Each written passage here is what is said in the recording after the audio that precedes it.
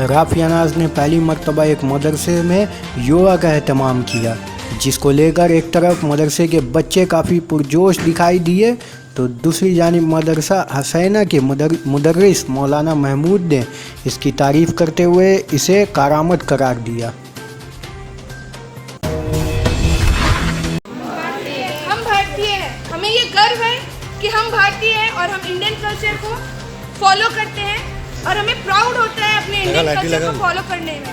हम गर्व तो कहीं ना कहीं ये मुख्य धारा से पिछड़ गए हैं, तो कृपया करके इनको भी मुख्य धारा से जोड़ा जाए।